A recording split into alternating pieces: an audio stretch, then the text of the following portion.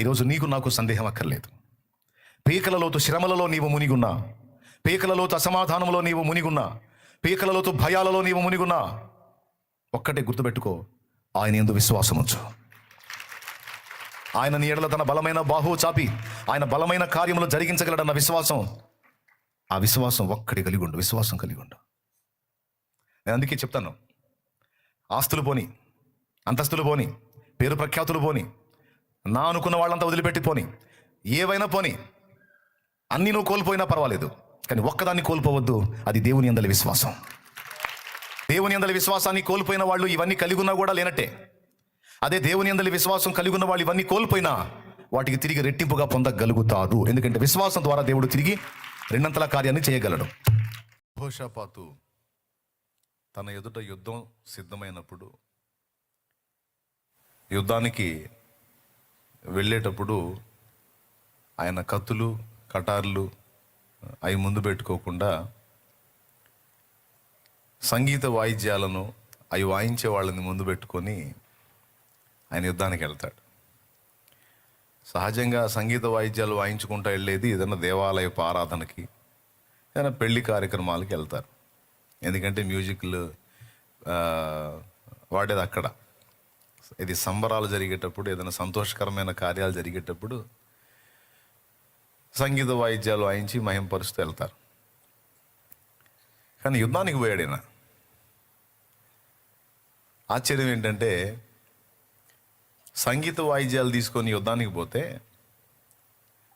నిజంగానే యుద్ధం చేసే అవసరం లేకుండానే ఆయన గెలిచి వచ్చాడు. ఎందుకంటే దేవుణ్ణి ఆరాధిస్తూ, దేవుణ్ణి మయంపరుస్తూ, దేవుణ్ణి స్తుతిస్తూ ఆ పోరాటానికి వెళ్ళాడు కనుక అక్కడ ఏం రాస్తుందంటే, దేవుడే వారి పక్షాన్ని యుద్ధం చేశాడట. శత్రువులు ఒకరి ఖడ్గం ఒకరి మీద పడేటట్టు చేసి వాళ్ళు హతులయ్యేటట్టు చేశాడు. ఇక వీళ్ళు కత్తులు, ఈటెలు, బాణాలు, బరిసెలు వాడాల్సిన అవసరం రాలా. మ్యూజిక్తో పోయారు, మ్యూజిక్తో వచ్చారు. కొన్నిసార్లు విశ్వాసంతో చేసే పనులు కొంతమందికి హాస్యాస్పదంగా అనిపిస్తాయి. మనం ప్రదర్శించేటువంటి విశ్వాసం కొంతమందికి నవ్వు పుట్టించిద్ది, ఆశ్చర్యాన్ని కలిగించిద్ది. మరి అదే విశ్వాసం గొప్పతనం. విశ్వాసాన్ని మనం తక్కువ అంచనా వేస్తాం, అంతగా దాని గురించి ఆలోచించాం. కానీ విశ్వాసంతో వేసిన అడుగులు తీసుకొచ్చిన జయాలు ఎంత ఆశ్చర్యాన్ని కలిగిస్తాయో కదా. ఇప్పుడు యెహోషాపాతు అలాగే యుద్ధానికి వెళ్తుంటే చూసేవాళ్ళు ఏమనుకుంటారు? సార్, మనం యుద్ధం చేయడానికి వెళ్తున్నావా లేకపోతే పెళ్ళికి వెళ్తున్నావా? పెళ్ళికి వెళ్తే మ్యూజిక్లు తీసుకెళ్దాం, లేకపోతే దేవుని మందిర ప్రతిష్ఠ ఆరాధనకి ఏమన్నా వెళ్తే సంగీత వాయిద్యాలతో దేవుని మహింపరచడానికి వెళ్తున్నాం అనుకోవచ్చు. మనం పెళ్ళికి కాదు, దేవాలయానికి కాదు, యుద్ధానికి సార్ మనం వెళ్తుంది. యుద్ధానికి వెళ్ళేవాడికి వ్యూహం కావాలి, యుద్ధానికి వెళ్ళేవాడికి ఆయుధాలు కావాలి, యుద్ధానికి వెళ్ళేవాడికి మంది మార్బలం కావాలి. అవన్నీ సమకూర్చుకోకుండా మ్యూజిక్లు వేసుకుని వెళ్ళటం ఏంటి సార్? అప్పుడు యెహోషాపాతు సమాధానం ఏంటంటే, నా విశ్వాసం బాబు, అది నా విశ్వాసం. ఎందుకంటే గుర్రముల బలాన్ని బట్టో, సేనల బలాన్ని బట్టో నాకు జయము రాదని తెలుసు. జయమిచ్చువాడు యెహోవాయే. కొడితే గట్టిగా,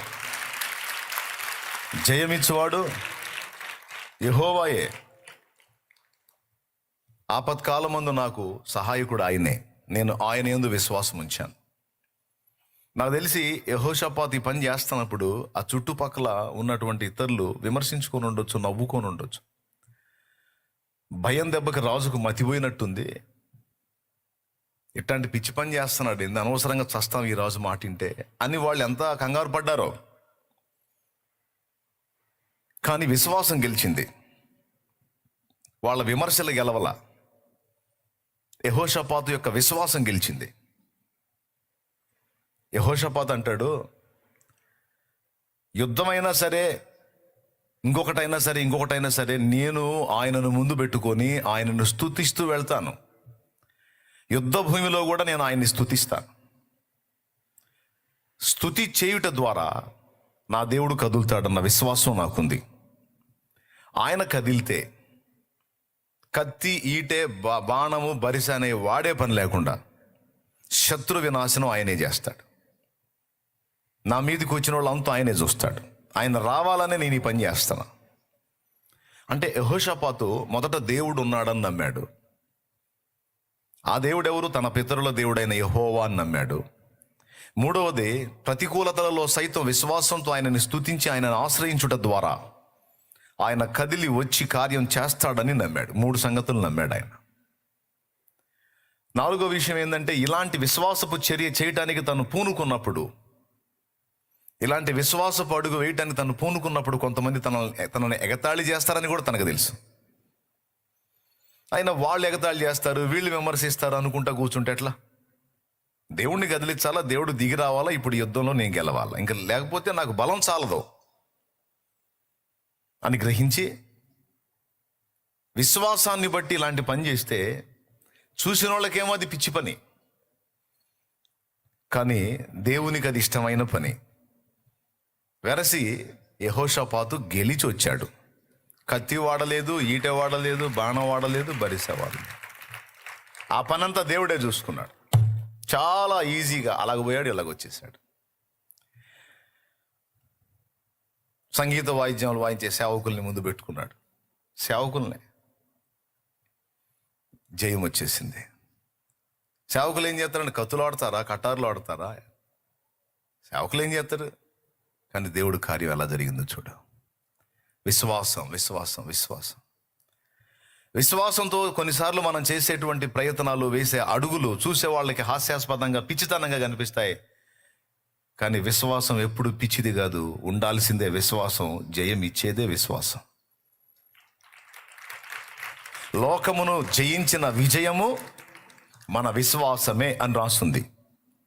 దేవునికి స్తోత్రం కలుగునుగాక. ఆయన యందు మనం ఉంచిన విశ్వాసము మనల్ని సిగ్గుపడనీయదు.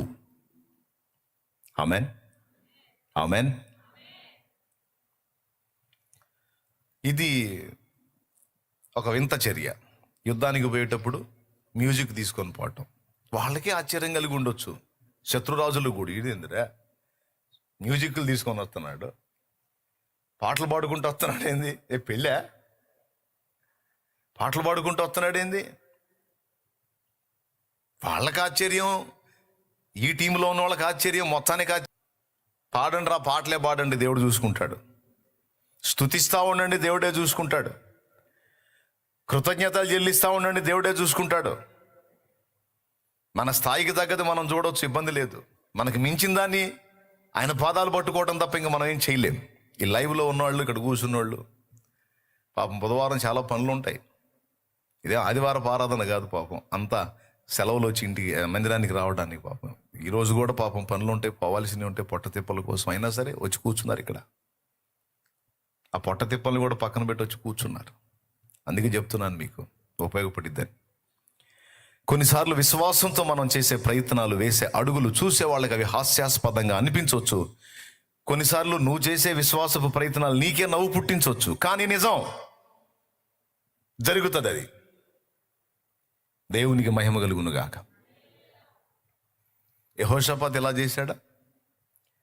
హిజ్కియా రబ్షాకే అనేవాడు పెద్ద దండును వేసుకొని వచ్చాడు. సన్హెరీబు దగ్గర వర్క్ చేసేవాడు రబ్షాకే అనేవాడు. ఆ పెద్ద దండును వేసుకొని వచ్చాడు. ఆ దండు చూస్తే ఎంత పెద్ద జనం అంటే ఇశ్రాయేలీయుల్ని పీస్ చేస్తారన్నమాట. యూదుల్ని పీస్ చేస్తారు. అంత పెద్ద గుంపది. లక్షల మందిని వేసుకొని వచ్చాడు దేవుని ప్రజల మీదకి. చాలా రాజ్యాలు జయించుకుంటూ వస్తున్నాడు. దేవుని ప్రజల మీద కూడా వచ్చాడు. వచ్చి వాడు లెటర్ రాశాడు. ఏంటిది ఆ లెటర్ అంటే, మేము జయించుచూ వచ్చిన రాజ్యపు రాజులు వారు ఆరాధించిన దేవతలు వారిని రక్షించలేకపోయినాయి. మీ రాజైన హిజ్కియా నమ్ముకున్న యెహోవా కూడా మిమ్మల్ని రక్షింపలేడు నా చేతుల్లోంచి. మా దెబ్బకి మీ దేవుడే మిమ్మల్ని మా చేతికి అప్పగిస్తాడు. ఎందుకంటే మాకంత బలం ఉంది, మాకంత జనం ఉంది, లక్షల కాలు బలం ఉంది మాకు. ఇంత సమూహాన్ని వేసుకొని మీ మీదకి వచ్చినప్పుడు ఇంకా మీరు తప్పించుకోవటం అనేది కల్లా. కాబట్టి మీ రాజైన హిజ్కియా మాటలు మీరు నమ్ముకొనకుడి. హమాతు దేవతలు ఏమాయను, అర్పాదు దేవతలు ఏమాయను, యెహోవా మాత్రం ఏమి చేయను, మిమ్ములను మా చేతికి అప్పగించును. గనుక మర్యాదగా మాకు లొంగండి అని వాడు ఓ లెటర్ రాశాడు. పంపిస్తే అది హిజ్కియా తీసుకున్నాడు. తీసుకొని ఏం చేయాలా, మంది మార్బాలాన్ని సమకూర్చుకొని పెద్ద గుంపును ఆయన కూడా తయారు చేసుకొని అవసరమైతే సరే పక్కనున్న రాజ్యాల రాజుల దగ్గరికి పోయి వాళ్ళ సైన్యాన్ని కూడా కలుపుకొని ఆ రేంజ్కి తగ్గట్టు ఈయన కూడా సైన్యాన్ని ఒక రేంజ్లో సమకూర్చుకొని యుద్ధానికి పోవాలి. లెక్క జరగాల్సింది అది. కానీ హిజ్కియా అట్లాంటోడు కాదు. హిజ్కియా మనుషుల మీద శరీరుల మీద ఆధారపడి యెహోవా మీద నుండి ఆత్మను తొలగించుకునే రకం కాదు. నరులను ఆశ్రయించి శరీరులను తనకు ఆధారము చేసుకొని యెహోవా మీద నుండి తన ఆత్మను తొలగించుకొని వాడు శాపగ్రస్తుడనుంది. అట్లాంటోడు కాదు హిజ్కియా. ఆ లెటర్ ఏదైతే వాడు రబ్షాకే పంపించాడో ఆ లెటర్ని అలాగూ దేవుని సన్నిధికి తీసుకెళ్ళిపోయి దేవా వాడు నీకు ఉత్తరం రాశాడు. అర్పాదు దేవతలాడిని ఏం చేయలేదట, హమాతు దేవతలాడిని ఏం చేయలేదట. అవి లేవు కాబట్టి ఏం చేయవు. నీవు ఉన్నవాడవు, నీవు సజీవుడవు, నీవు సర్వశక్తి గల దేవుడవు, నీవు సైన్యములకు అధిపతి యెహోవావు. వాడు ఎంత దమ్ముంటే నీకు లెటర్ రాశాడు చూసుకో. ఆడి మంది మార్బలం అది చూసుకున్నాడు. అవన్నీ చూసుకొని ఆడి జనాన్ని చూసుకొని ఆడు విర్రవీగుతున్నాడు. ఆడు నాకు లెటర్ రాశాడు. నాకు కాదు నీకు రాశాడు. అదిగో చూడు, నేను నీ సన్నిధిని చదువుతున్నాను దాన్ని. నేను వెళ్ళి వాడితో యుద్ధం చేసి వాడిని గెలవలేను. అదిగో వాడు పంపించిన ఉత్తరం నీ చేతికి అప్పగిస్తున్నాను, నువ్వే చూడమని దేవుని మందిరంలోనికి వెళ్ళి ఉత్తరం అక్కడ పెట్టి ప్రార్థన చేస్తున్నాడు, ప్రభువుని స్తుతిస్తున్నాడు. ఒకసారి ఆలోచించండి. వచ్చినవాడు బలమైన రాజు, వచ్చినవాడు హిజ్కియా రాజు కంటే బలమైన రాజు, లక్షలాది మంది సైన్యాన్ని కలిగిన రాజు, చాలా బలవంతుడు వాడు. ఆ బలవంతుడైన వాడు తన మీదకి వస్తుంటే వాని కంటే బలమైన రాజాది రాజు దగ్గరికి పోయి కూర్చున్నాడు. వాడిని ఎదిరించడానికి నాకు బలం చాలదు, కానీ దేవా నీకు వాడెంత, కాబట్టి నా రాజువైనా నీ దగ్గరకు వస్తున్నా, నేను చేతులు ఎత్తేసా, ఇప్పుడు యుద్ధం నువ్వు చేయాలి అంటే ఒక్కడిని పంపించాడండి దేవుడు. వాళ్ళు ఎంతమంది సైన్యం ఉన్నారో అంతమందిని పంపించలా. ఒక్కడిని పంపించాడు, దూతని. ఒక్క దూతను పంపించాడు. ఆడు ఎంతమందిని గుంపుని వేసుకొని వచ్చినా మావాడు ఒకటి చాలరా వాడికి అని ఒక్క దూతను పంపిస్తే 1000 మొదలుకొని తెల్లవారేసరికి 1,80,000 పైచిలుకు వ్యక్తుల్ని కొట్టేశాడు. ఆడి సైన్యాన్ని. పండుకున్న వాళ్ళు పండుకున్నట్టే, ఎక్కడోళ్ళు అక్కడ అవుట్. 1,85,000 ఇంచుమించు కొట్టేశాడు. తెల్లవారు లేచి చూస్తే అన్ని శవాలే, గుడారాల నిండా. వాళ్ళ సైన్యం అంతా శవాల దిబ్బైపోయింది. ఏ గుడారానికి పోయి కదిలిచ్చినా ప్రాణాలతో లేరు వాళ్ళు. దీన్ని ఏమందాం? ఇది విశ్వాసపు విజయం కాదా? యెహోషాపాతుది విశ్వాసపు విజయం కాదా? వాళ్ళు దేవుని మీద ఆనుకుని ఆయన యందు ఉంచిన విశ్వాసం వాళ్ళని సిగ్గుపరిచిందా? పరచడు. ఆయనకు మహిమ కలుగునుగా. మొత్తాడు అంచున తెల్లవారేసరికి ఏ సైన్యాన్ని చూసి విర్రవీగుతున్నాడో, మిడిసిపడుతున్నాడు. మొత్తితే మళ్ళా తెల్లవారేటప్పటికి ప్రాణాలు లేవు ఒక్కోడికి. శవాలు అయిపోయారు. శవాల దెబ్బలు. అర్జుడు లేపుతాడు చూడు, ఏడున్నాడు లేవటానికి, అవుట్. అది ఏ గుడారంలో పోయి చూసినా లేదు, ఎవరిలో కూడా ప్రాణం లేదు. అట్లయిపోయారు. యుద్ధం జరగలా, ఏం లేదు. మళ్ళీ దేవదూత కొడితే అయిపోయారు. అట్లా ఒక్క దూతే మళ్ళా వాడు గుంపు సైన్యాన్ని, ఎంతమంది సైన్యం ఉన్నారో అంతమందిని పంపించాల దేవుడు, ఒక్కడనే పంపించాడు. చూడు ఎట్లా అయిపోయారు చూడండి. ఎందుకు ఈ విషయం చెప్తున్నానంటే, మన జీవన పోరాటంలో కావచ్చు, మన ముందున్నటువంటి మహాకూటాల పోరాటం కావచ్చు, మన ఆత్మీయ జీవితంలో ఎదురవుతున్న పోరాటాలు కావచ్చు, అన్నిట్లో విజయ రహస్యం ఒక్కటే, విశ్వాసం. ఆయన యందలి మన విశ్వాసం. జాగ్రత్త, చేతులు నొప్పులు పడతాయి, గట్టి కొట్టకూడదు. ఆయన యందలి మన విశ్వాసమే మన విజయ రహస్యం. నన్ను నమ్ముతున్నావా? అవును తండ్రి, నేనే నమ్ముతున్నా. నా వైపు చూడగలవా? నేను ఏ నరుడి వైపు చూడాల, నీ వైపే చూశాను. సరే, ధైర్యంగా ఉండు, నేను చేస్తా. అయిపోయింది. తెల్లవారేసరికి మొత్తం శవాల దిబ్బ అయిపోయింది. హిజ్కియా రాజు లెటర్ తీసుకొని దేవాలయంలోకి వెళ్తుంటే రాజ్యంలో జనం ఏమనుకొని ఉంటారు?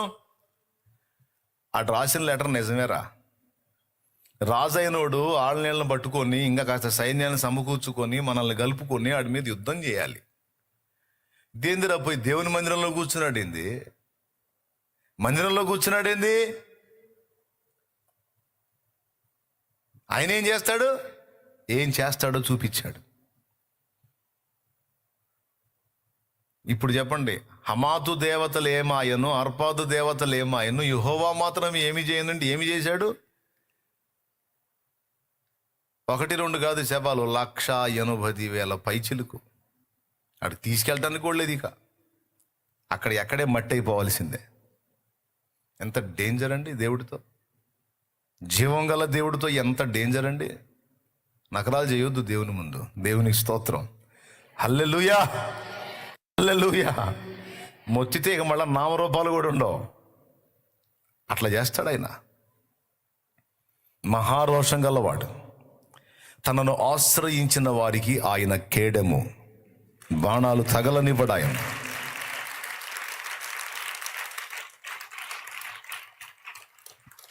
ఇలా మీరు గమనిస్తే మనం ఆశ్చర్యపోయే విషయాలు ఎన్నో. ఐగుప్తు నుంచి బయటకు వచ్చిన ఇశ్రాయేలు సర్వ సమాజము ఎర్ర సముద్రపు ఒడ్డున దిగారు. వీళ్ళని ముందు పొమ్మన్న ఆ ఫరో వెంటబడి మళ్ళా తరుముతా వచ్చాడు. ఫస్ట్ పొమ్మంది ఆడే. ఆ బానిస బంధకాల్లోంచి బయటకు వచ్చి ఎర్ర సముద్రం దగ్గర దిగినాక మళ్ళీ ఆడికి పురుగు తిరిగింది. పురుగు తిరిగి అసలు వాళ్ళని ఎందుకు వదిలిపెట్టాలి, నేను నా దేశాన్ని నాశనం చేశారు వాళ్ళు, నా బానిసల్ని నేను ఎందుకు వదిలిపెట్టాలని మళ్ళీ వాళ్ళు వెనక్కి తెస్తానని వెంటబడ్డాడు. రథాలు, రౌతులు, గుర్రాలు, సైన్యాన్ని వేసుకుని వెంటబడ్డాడు. అల్లంత దూరంలో కనపడతా ఉన్నాయి ఫరో రథాశ్వాల, ఆ సైన్యం అంతా కనపడతా. మొత్తం ఇశ్రాయేలు సర్వ సమాజం మోషేకి వెళ్ళిపోయారు. మోషే, మోషే, ఐగుప్తులో మేము చస్తే మమ్మల్ని పాతి పెట్టడానికి స్థలము చాలదని సముద్ర తీరానికి తెచ్చావా? ఇప్పుడు ఎటు పారిపోవాలి? అదిగో వస్తున్నాడు ఫరో. వెళ్ళమంది వాడే ఇప్పుడు మళ్ళీ తరమటానికి వస్తున్నాడు. పారిపోయేదానికి లేదు ఇప్పుడు అవకాశం. ముందేమో సముద్రం, ఇంకా చేసేదేముంది? ఐగుప్తు రాజైన ఫరోకు దాసుల మగుదుము అని ఇక దుమ్మెత్తి పోసేవాళ్ళు, రాళ్ళు తీసుకున్నవాళ్ళు మోషే మీద. ఊరి పిచ్చోళ్ళారా, ఎంత తిక్కరోళ్ళరా మీరు! ఎన్ని కార్యాలు చూశారు ఇప్పుడు ఐగుప్తులో, నా ప్రభు చేసిన కార్యాలు. మీరేమన్నా చేశారా? వాడు మిమ్మల్ని రిలీజ్ చేయటం అనేది చిన్న విషయమా? వాడు మిమ్మల్ని వదిలేశాడు అంటే ఎంత దెబ్బలు తగిలితే వదిలేశాడు. ఎలాంటి కార్యాలు చూశారు మీరు? నా దేవుడు చేసిన కార్యాలు. అగ్ని వడగండ్లు కురిపించాడే, ఐగుప్తు నీళ్ళని రక్తంగా మార్చాడే, ఐగుప్తు మొత్తాన్ని 3 రోజులు అంధకారంలో ముంచెత్తాడే, మిడతల చేత, తెగుళ్ల చేత, గడ్డల చేత, పేనుల చేత చిత్రవద చేశాడే, జోరీగల గుంపు, కప్పల గుంపు చేత వాళ్ళకి నెమ్మది లేకుండా చేశాడే, మీ కళ్ళారా మీరు చూశారు. ఐగుప్తు సర్వ సమాజంలో ఇవన్నీ ఉన్నాయి, కానీ ఇశ్రాయేలు నివసించిన గోషెన్లో ఇవి లేకుండా మీకు మాత్రం ఏమీ జరగకుండా మిగిలిన ఐగుప్తు మొత్తాన్ని హడావుడి చేశాడే. చివరకు ఐగుప్తీయుల ప్రథమ సంతతిని కూడా హతము చేశాడే. ఇన్ని కార్యాలు చేశాడే. బలమైన బాహు చాపి నా దేవుడు. ఎంత తేలిగ్గా మర్చిపోయారు మీరు ఆయన కార్యాలు. ఎలా మర్చిపోగలరు మీరు ఆయన కార్యాలు? మీరేమైనా ఇంత పని చేశారా? మిమ్మల్ని ఒట్టిగా కూర్చోబెట్టి ఈ పనులన్నీ దేవుడు చేశాడు. మీరు ఊరకయే ఉన్నారు. దేవుడు పనులన్నీ జరిగించి మిమ్మల్ని బయటికి తెచ్చాడు. మీరు ఎలా మర్చిపోవుదురు? ఇన్ని కార్యాలు చూసిన మీరు ఎందుకు భయపడుతున్నారు? ఎందుకు దిగులు పడుతున్నారు? ఎందుకు కంగారు పడుతున్నారు? మోసే ప్రశ్న. ఇవన్నీ ఎందుకు వీళ్ళకు సుత్తి? ఒకటే చెప్పాడు, ఇశ్రాయేలీయులారా కలవరపడకండి. మీరు ఊరకయే నిలుచుండి చూడండి. నేడు యెహోవా మీకు కలుగుజేయు రక్షణ. మీరు ఊరకనే నిలుచుండి చూడండి. ఈరోజు యెహోవాయే మన పక్షమున యుద్ధం చేస్తాడు. ఎలా చేస్తాడో చూడండి. మీరు ఊరకయే నిలుచుండి చూడండి. నేడు మీరు చూచుచున్న ఈ ఐగుప్తీయులను ఇక మళ్ళీ చూడరు. వాళ్ళకి సావు మూడింది. సావు మూడే తీసుకొచ్చాడు వాళ్ళని. మనల్ని చంపడానికి కదా వాళ్ళని తెచ్చింది. వాళ్ళని గాజేయటానికి తెచ్చాడు. వాళ్ళని రెచ్చగొట్టి వాళ్ళు అయిపోతారు. ఇప్పుడు వాళ్ళకి మూడింది సావు. అందుకే మళ్ళీ మనం వెంటబడ్డారు. జరిగేది మీరు ఊరక నిలిచుండి చూడండి అంటే, యుద్ధానికి సిద్ధపడండి అన్నా చెప్పకుండా మీరు ఊరకనే నిలబడి చూడండి అంటే ఏం చూడాలి? వాళ్ళు వచ్చి తనే చూడాలి. ఈ మోషే పలికిన ఈ విశ్వాసపు పలుకు ఇశ్రాయేలు సర్వ సమాజానికి ఆశ్చర్యాన్ని, హాస్యాన్ని కలిగించింది. కానీ మోషే చెప్పేదేంటి? విశ్వాసం. మీరు నమ్మండి రా, ఆయన బలవంతుడు. మీరు నమ్మండి, ఆయన సర్వశక్తి గలవాడు. నీ చేత కాలేదని దేవుని చేత కూడా కాదనుకోవద్దు. యెహోవా బాహువునకు అసాధ్యమైనది ఏమైనా కలదా? యెహోవాకు అసాధ్యమైనది ఏమైనా కలదా?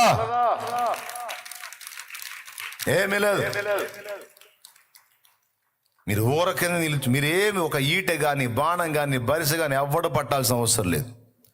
నేడు యెహోవా మీకు కలుగు చేయు రక్షణను మీరు ఊరకయే నిలుచుండి చూడండి. చేతనైతే స్తుతించండి అంతే. ఈ మాట పలికాడో వాళ్ళు దాటి రాకుండా, ఆ దరిద్రులు అప్పుడన్నా వెనకపోవద్దు. వాళ్ళ దేవుడు వాళ్ళ పక్షాన ఉన్నాడు రా, మనల్ని ముప్పు తిప్పలు పెట్టాడు, చావు తప్పి కన్ను లొట్టబోయి బతికి బయటపడ్డావు, మళ్ళీ ఎందుకు రాళ్ళు జోలని వాళ్ళకి ఆలోచన కలగొద్దు. అటుపక్క వాళ్ళని అడ్డగించాడు. ఇటుపక్క మోషే సముద్రం వైపు తన చేతులు ఎత్తినప్పుడు ఆ సముద్రం 2 పాయలుగా చేసేసాడు దేవుడు.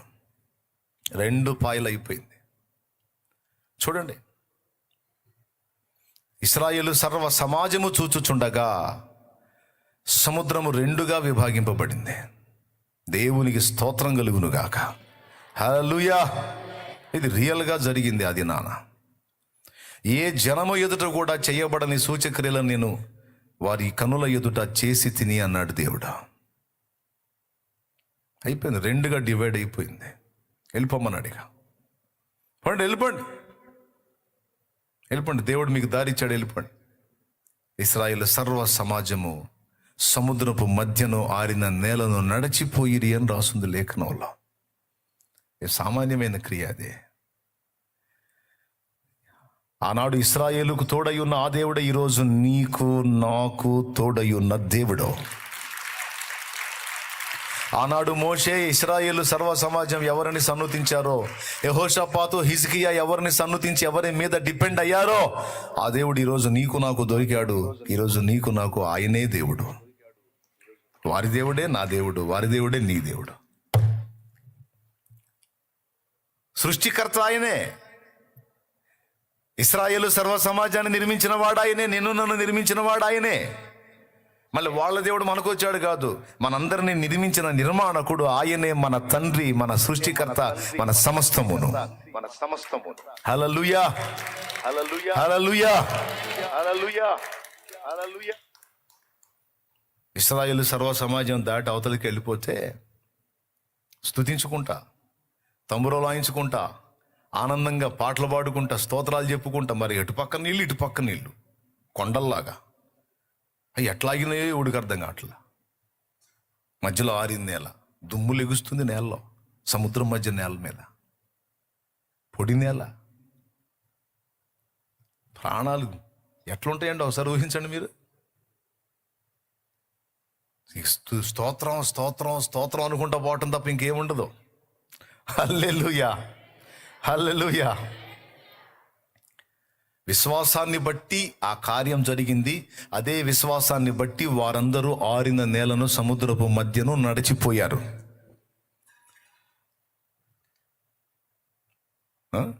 వాళ్ళు విశ్వాసాన్ని బట్టి నడిచిపోయారు. నీళ్లు వాళ్ళని ఏం చేయలే. అవిశ్వాసులు వచ్చారు వీళ్ళని చూసి. వాళ్ళు వచ్చి ఆ నీళ్ల మధ్యలో వాళ్ళు కూడా వాళ్ళని తరవటానికి ట్రై చేస్తే బాగా నడి మధ్యకి రానిచ్చి దేవుడు మోషేతో మాట్లాడుతున్నాడు. మోషే, ఆ 2 పాయలు తిరిగి కలుసుకున్నట్లు నీ చేయి చాపమన్నాడు సముద్రం వైపు. కర్రనెత్తి సముద్రం వైపు చేయి చాపినప్పుడు వాళ్ళ ఐగుప్తు సర్వ సేనలను అదుగో చూడు ఎలా ముంచేస్తాడో చూడు. అవుట్, అదుగో కలిపేశాడు మొత్తం. చూడండి, కలిసిపోతుంది మళ్ళా సముద్రం. తన ప్రజలకు అదే సముద్రం దారిస్తే తన ప్రజలను వేధించిన వారిని అదే సముద్రం ముంచి పడేసింది. అవుట్. విశ్వాసాన్ని బట్టి ఇదంతా. ఎర్ర సముద్రము నీ ఆజ్ఞ మేరకు రహదారిగా మారగా, ఎర్ర సముద్రము నీ ఆజ్ఞ మేరకు రహదారిగా మారగా, దాటిరే నీ జనులు బహుక్షేమముగా, ఆ జలములలోనే శత్రు సైన్యము మునిగిపోయెనే, ఆ జలములలోనే శత్రు సైన్యము మునిగిపోయెనే. కృపా సత్య సంపూర్ణుడా, సర్వలోకానికే చక్రవర్తివి నీవే యేసయ్యా, సర్వలోకానికే చక్రవర్తివి నీవే యేసయ్యా. నా సన్మానానికే మహనీయుడవు నీవేనయ్యా, మహనీయుడవు నీవేనయ్యా. దేవునికి మహిమ. ఏందండి అంత నీరసంగా చెబుతున్నారా? ఏది ఇంకోసారి గట్టి చెప్పండి. అది విశ్వాసం ఎంత పనిచేసిందండి. నాకు తెలిసి మోషేని మొత్తం పిచ్చోడు అనుకుని ఉండాలి ఆ రోజు. అరే మీరు ఊరకనే నిలబడమంటాడు, మీరేం చేయొద్దు అంటాడు, దేవుడే చూసుకుంటాడు అంటాడు. ఏం చూసుకుంటాడు దేవుడు? వాడు వచ్చాడు దగ్గరికి, అటు చేసేస్తాడు, వాడు చంపేస్తాడు అని వీళ్ళు టెన్షన్. మోషేకి తెలుసు కదా, ఎందుకంటే సంవత్సరాలుగా ఆయనతో నడుస్తున్నాడు దేవునితో. ఆయన ఏందో తెలుసు మోషేకి, ఆయన బాహుబలం ఏంటో తెలుసు. ఎందుకంటే వాళ్ళని బయటికి తెమ్మని పంపించిందే మోషే ఆయన కదా, మండుచున్న పొదలో కనపడి. కాబట్టి మోషేకు ఉన్న విశ్వాసం ఇశ్రాయేలుకు ఉన్న విశ్వాసం వేరు. ఇశ్రాయేలు సర్వ సమాజం ఈజ్ ఈక్వల్ టు ఒక మోషే. అది దైవజనుడు అంటే. దేవునికి స్తోత్రం కలుగును గాక. ఇశ్రాయేలు సర్వ సమాజం ఈజ్ ఈక్వల్ టు మోషే. వాళ్ళెవ్వరికీ లేనంత విశ్వాసం మోషేకుంది. మోషే చెప్పిన మాట విని సైలెంట్ అయిపోయారు. మోషే చెప్పిన మాటను బట్టి ధైర్యం తెచ్చుకొని విశ్వసించారు. దేవుని బలీయమైన 2 కార్యాలు ఆ వేళ వాళ్ళు చూశారు. ఒకటి, సముద్రము దారిచి వాళ్ళని అవతలికి వేయటం. రెండవది, అదే సముద్రం శత్రువులను నిర్మూలం చేయటం. ఇది దేన్ని బట్టి జరిగిందంటారు మీరు? పెద్దగా చెప్పండి. అది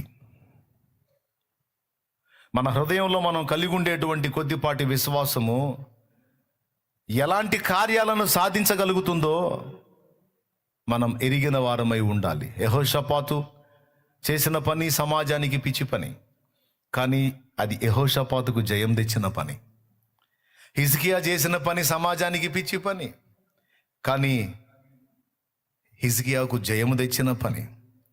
మోషే చెప్పిన మాట ఇశ్రాయేలు సర్వ సమాజానికి వెర్రి మాటలాగా అనిపించింది, కానీ అది విశ్వాసాన్ని బట్టి పలికిన మాట. అది ఇశ్రాయేలును కాపాడింది. ఒకవేళ మోషే కూడా వాళ్ళలాగా భయభ్రాంతులకు గురైతే దేవుని శక్తి అక్కడ పనిచేసేది కాదు. అవిశ్వాసం ఉన్న దగ్గర దేవుని శక్తి పనిచేయదు. ఎక్కడ విశ్వాసం ఉంటుందో అక్కడ దేవుని బలమైన బాహువు పనిచేస్తుంది. ఎక్కడ విశ్వాసం ఉంటుందో అక్కడ మాత్రమే దేవుని శక్తి పనిచేస్తుంది. ఎక్కడ అవిశ్వాసం ఉంటుందో అక్కడ దైవ శక్తి పనిచేయదు. అందుకే అన్నిసార్లు వాక్యంలో రాయించాడు, విశ్వాసం ఉంచండి, విశ్వాసం ఉంచండి, విశ్వాసం ఉంచండి, విశ్వాసం ఉంచండి, విశ్వాసం ఉంచండి అని అన్నిసార్లు ఎందుకు గ్రంథంలో రాయించాడో తెలుసా? విశ్వాసం లేని దగ్గర దైవశక్తి పని చేయదు. ఎక్కడ విశ్వాసం ఉంటుందో అక్కడ దేవుని శక్తి పనిచేస్తుంది. ఆయన శక్తి మన మీద పని చేయనట్లు, మన ఎడల పని చేయనట్లు ఆయన మనకు ముందు చెప్పే మాట విశ్వసించు, విశ్వసించు, విశ్వసించు, విశ్వసించు. అలాంటి విశ్వాసము ద్వారా ఎన్నో విజయాలను నా జీవితంలో నేను అనుభవించాను. ఈ 3 ఉదంతాలు మీకు సరిపోతే ఇంకా బోలెడన్ని ఉన్నాయి. బైబిల్ నిండా విశ్వాసపు గాథలే, బైబిల్ నిండా విశ్వాసపు విజయాలే. ఈరోజు నీకు నాకు సందేహం అక్కర్లేదు. పీకలలోతు శ్రమలలో నీవు మునిగున్నా, పీకలలోతు అసమాధానంలో నీవు మునిగున్నా, పీకలలోతు భయాలలో నీవు మునిగున్నా, ఒక్కటే గుర్తుపెట్టుకో, ఆయన యందు విశ్వాసం ఉంచు. ఆయన నీ ఎడల తన బలమైన బాహువు చాపి ఆయన బలమైన కార్యములు జరిగించగలడన్న విశ్వాసం, ఆ విశ్వాసం ఒక్కటి కలిగి ఉండు, విశ్వాసం కలిగి ఉండు. నేను అందుకే చెప్తాను, ఆస్తులు పోని, అంతస్తులు పోని, పేరు ప్రఖ్యాతులు పోని, నా అనుకున్న వాళ్ళంతా వదిలిపెట్టి పోని, ఏవైనా పోని, అన్నీ నువ్వు కోల్పోయినా పర్వాలేదు, కానీ ఒక్కదాన్ని కోల్పోవద్దు, అది దేవుని యందలి విశ్వాసం.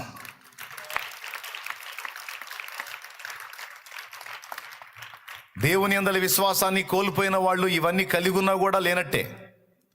అదే దేవుని యందలి విశ్వాసం కలిగి ఉన్న వాళ్ళు ఇవన్నీ కోల్పోయినా వాటికి తిరిగి రెట్టింపుగా పొందగలుగుతారు. ఎందుకంటే విశ్వాసం ద్వారా దేవుడు తిరిగి 2 కార్యాన్ని చేయగలడు. ఏమైనా అర్థమైందని నేను చెప్పింది? ఎంతమందికి అర్థమైంది? స్తోత్రం చెప్పండి. కాబట్టి ఇప్పుడు మనకు విశ్వాసం అవసరం. రెండవది స్తుతి, మూడవది ప్రార్థన. మొదటిది ఏంటి? విశ్వాసం. రెండవది ఏంటి? స్తుతి. మూడవది ప్రార్థన. ప్రార్థించు, ప్రార్థనకు ముందు స్తుతించు, ప్రార్థన తర్వాత కూడా స్తుతించు. ప్రార్థన విన్నందుకు స్తుతించు. జవాబు వచ్చినప్పుడు కృతజ్ఞత కూటం పెట్టడం కాదు, జవాబు వచ్చినప్పుడు స్తుతించడం కాదు, ప్రార్థన ముగించినప్పుడు స్తుతించు. ఎందుకంటే విశ్వాసం అదే. నీ ప్రార్థన దేవుడు విన్నాడు, జవాబు పంపించాడు, అది నువ్వు నిశ్చయమని నమ్మావు, అందుకు స్తుతిస్తున్నావు. Amen, amen. ఇప్పుడు మనకు అవసరమైన 3. నంబర్ 1, పెద్దగా చెప్పండి, అది. ఒకవేళ నీకు విశ్వాసం ఏర్పడట్లేదు అనుకో, డౌట్స్ వస్తున్నాయి అనుకో, గతించిన దినములలో దేవుడు నీ ఎడల ఘనకార్యములు ఎలాగో జరిగించాడో ఒక్కసారి గుర్తు చేసుకో. గతంలో ఇంతకంటే ఎక్కువ క్లిష్టమైన పరిస్థితులను ఎదుర్కొన్నప్పుడు నీ ప్రార్థన, నీ ఆర్తధ్వని విని నీ పక్షంగా ఎంత బలమైన కార్యాలు నా దేవుడు చేశాడో ఒక్కసారి గుర్తు చేసుకో. నీ కళ్ళ ముందు పెద్ద సమస్య ఉన్నప్పుడు దాని వైపు చూడొద్దు. గతంలో అంతకంటే పెద్ద సమస్యలు దేవుడు డీల్ చేసిన వాటిని గుర్తు చేసుకో. నీ విశ్వాసం పునరుద్ధరించబడిద్ది. అప్పుడు నీకు అడ్డుబండగా ఉన్న ఆ శోధన ఎగిరి అవతల పడిద్ది. అర్థమైందా? దావీదు అదే అంటాడు, నేను నా ప్రభు నా గతంలో చేసిన కార్యములను గుర్తు చేసుకుంటాను నేను అంటాడు. ఆయన క్రియలను నేను జ్ఞాపకమునకు తెచ్చుకొందును అంటాడు. కాబట్టి విశ్వాసం ఉంచడానికి ఆధారం చెప్తున్నాను నేను. గతంలో దేవుడు చేసిన కార్యాలను గుర్తు చేసుకో, తప్పకుండా నీకు విశ్వాసం ఏర్పడు. దేవుని బలమైన కార్యాలకు మనం చూడటానికి, పొందుకోవడానికి మనకి ఏది అవసరమై ఉంది? ఖచ్చితంగా అవసరం. మనం సందేహించామా? సందేహించినట్టే జరుగుతాయన్నీ. భరోసా ఉంచి దేవుని యందు విశ్వాసం ఉంచామా? ఆ విధమైన కార్యాలనే మనం చూస్తాం. కాబట్టి నానా విధములైన అనుమానాలను, సందేహాలను పుట్టిస్తున్న సాతాను కుట్రలను ఎరిగిన వారమై వాటిని అడ్డగించి దేవుని యందలి విశ్వాసాన్ని మనం చేపడదాం. రెండవది ఏం చేద్దాం? ప్రార్థిద్దాం. ప్రార్థనకు ముందు స్తుతిద్దాం, ప్రార్థన తర్వాత కూడా స్తుతిద్దాం. ప్రార్థించినప్పుడు దేవుని కార్యాలు ఇంకా చూడగలుగుతాం. హల్లెలూయా. ఇప్పుడు పాడదాం, స్తుతిద్దాం. ఈ విషయాన్ని మీరు తేటగా గ్రహించగలిగితే పెద్ద ప్రసంగమేం అక్కర్లేదు. ఇప్పుడు స్తుతి, తర్వాత ప్రార్థనతో మనం ముగించుకొని గ్రౌండ్లోకి వెళ్ళి పరిచర్య చేయొచ్చు. ఏమంటారు? అది ఇప్పుడు నాతో కలిసి పాడండి, స్తుతించండి. సైన్యములకు అధిపతి నీకేగా నా స్తుతి,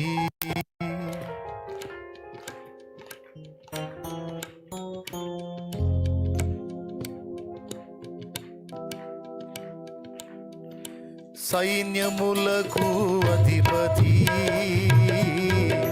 నీకేగా నా స్తుతి, నా సైన్యములకు అధిపతి నీకేగా నా స్తుతి. ప్రియమైన దేవా యేసయ్యా నీకే నా స్తోత్రము, ఘనమైన రాజా యేసయ్యా నీకే నా వందనం. ప్రియమైన దేవా యేసయ్యా నీకే నా స్తోత్రము,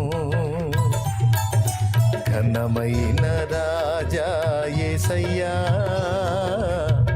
నీకే నా వందనం. నీకే నా స్తోత్రము, నీకే నా వందనం, నీకే నా స్తోత్రము, నీకే నా వందనం.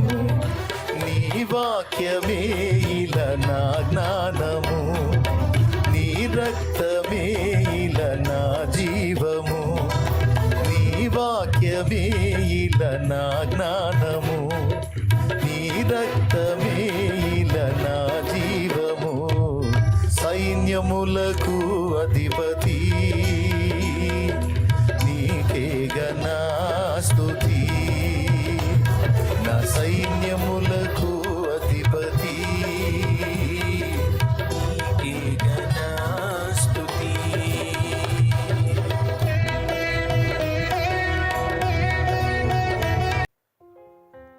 శత్రువు ఎప్పుడు కూడా మన వ్యతిరేకమైన ఆలోచనలు చేసేటట్టు శోధిస్తాడు. మనకి పాజిటివ్ థాట్స్ కన్నా నెగిటివ్ థాట్స్ ఎక్కువ. కావాలంటే ఎవరికోళ్ళు ఆలోచించి చూసుకోండి.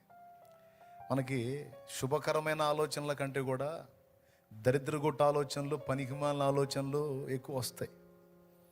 అవి జరుగుతాయేమో, అట్లా జరిగిద్దేమో అని అనిపిస్తుంటుంది. నెగిటివ్ థాట్స్ నిజంగానే జరుగుతుంటాయి.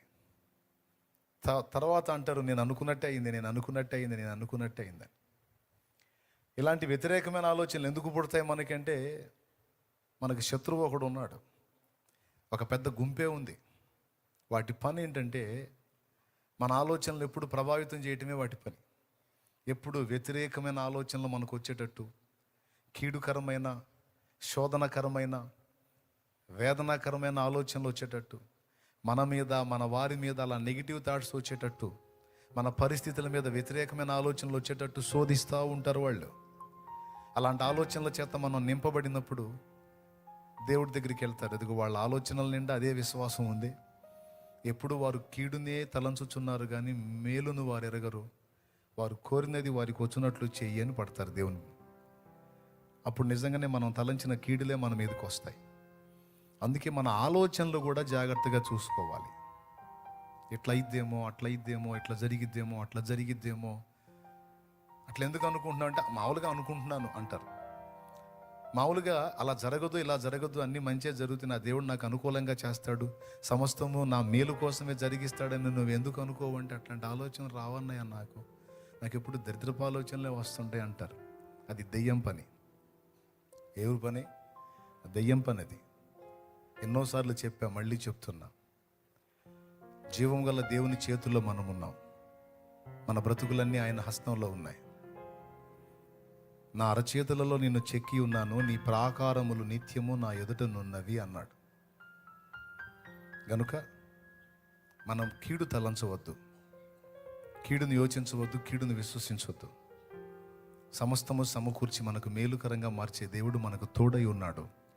ప్రస్తుతం నీకు కీడుగా అనిపించినవి సైతం రాబోతున్న దినాల్లో మేలుగా మారుతాయి. ఈరోజు నువ్వు ఎదుర్కొంటున్న ఈ పరిస్థితులన్నీ భవిష్యత్తు మేలు కోసమే దేవుడు కలిపి రప్పించాడు.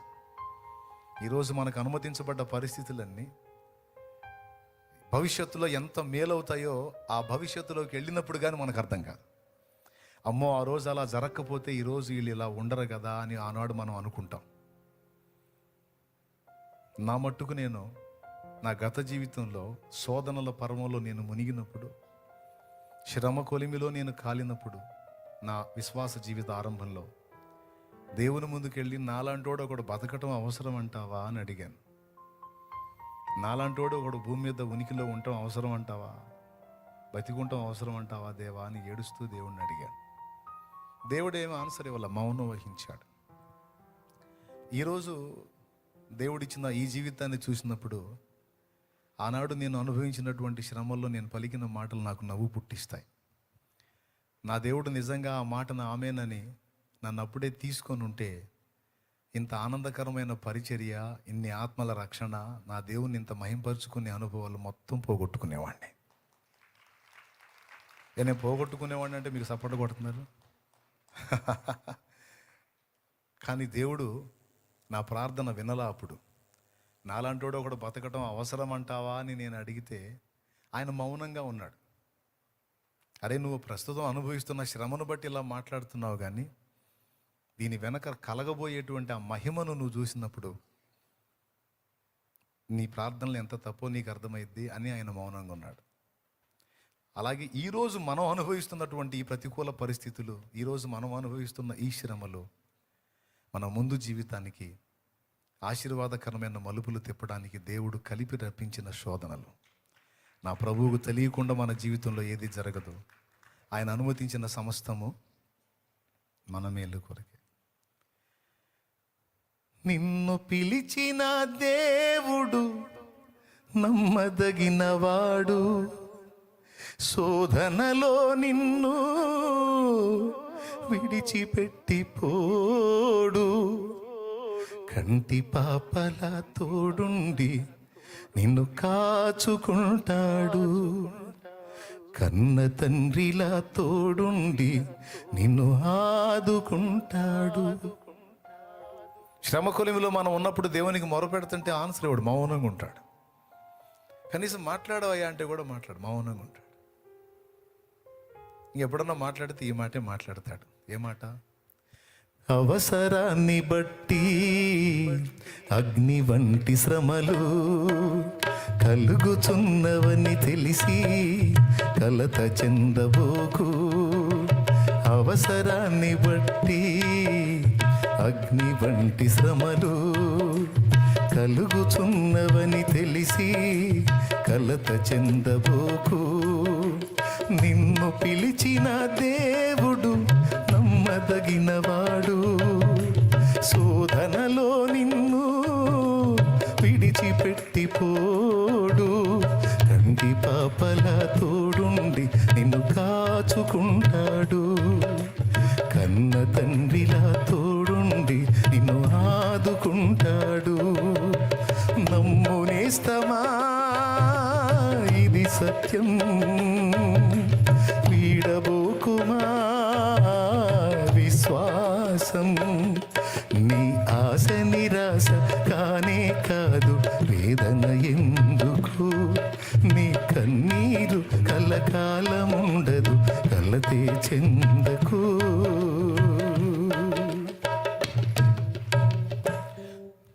వేదన కలిగినప్పుడు మనకు తెలిసింది ఒకటి, మనం చేయాల్సింది ఒకటి, విశ్వాసంతో ఆయన వైపు చూసి ప్రార్థన చేయటం, చేసి స్తుతించటం. ఇప్పుడు ఆ పని చేద్దాం మనం. మీరెవరెవరు ఏ సమస్యతో ఇక్కడికి వచ్చారో, ఎలాంటి వేదనలో ఉన్నారో నాకు తెలియదు, నా తండ్రికి తెలుసు. మీ పర్సనల్ అది మీకు తెలుసు.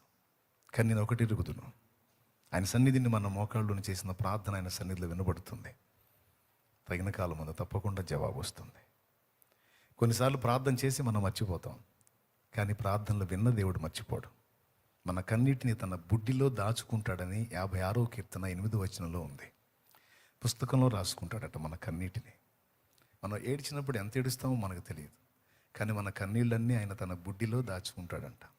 నేను కాదు, వాక్యం చెప్పింది ఆ మాట. 56వ కీర్తన 8లో, నా సంచారములను నీవు లెక్కించి ఉన్నావు, నా కన్నీళ్లు నీ బుడ్డిలో నుంచబడి ఉన్నవి, అవి నీ కవిలలో కనబడును కదా అన్నాడు. కవిల అంటే పుస్తకం. పుస్తకంలో రాసుకుంటాడంట మన ప్రార్థనలు, మన కన్నీళ్ళు. తప్పకుండా వాటికి జవాబిస్తాడు. ఏడ్చాం మనకు తెలియదు, ఎన్ని కన్నీళ్లు గార్చామో, కానీ ఎన్ని గార్చామో ఆయనకి తెలుసు. ఏ సమస్య కోసం ఎంత ఏడ్చామో, దేన్ని బట్టి ఎంత కుమిలిపోయామో ఆయనకి తెలుసు. ఈ మొత్తం రాయబడతాయని దేవుని వాక్యం చెప్తుంది. కాబట్టి మోకాళ్ళుని కన్నీళ్లతో మొర్ర పెట్టడం, దేవుడు వాటిని గై కొన్నాడని నమ్మి మనసారా స్తుతించటం. నా ప్రార్థనలు విన్నందుకు నీకు స్తోత్రము తండ్రి అని కృతజ్ఞతలు చెప్పటమే మన బాధ్యత. చెప్పండి, వ్యతిరేకంగా ఆలోచించుకుంటారా? వ్యతిరేక ఆలోచనలు రానిస్తారా? అలాంటి కీడుకరమైన ఆలోచనలు వచ్చినప్పుడు సాతానా యేసు నామములో ఆజ్ఞాపిస్తున్నాను, వెళ్ళ, నా దేవుడు నాకు తోడై ఉన్నాడు, అలా జరగదు, నా దేవుడు నన్ను కాపాడుతాడు, నా పిల్లల్ని కాపాడుతాడని వాడిని గద్దించి, నా దేవుడు నా వారిని కూడా సంరక్షించగలడని, ఏ విషయంలో నెగిటివ్ థాట్స్ వస్తున్నాయి ఆ విషయంలో నువ్వు పాజిటివ్గా దేవుని బట్టి పలకాలి, అదే విశ్వసించాలి. నేను చెప్పే ఈ మాట తేలిగ్గా తీసుకుంటే నష్టపోతారు, తీవ్రంగా తీసుకోండి బాగుపడతారు.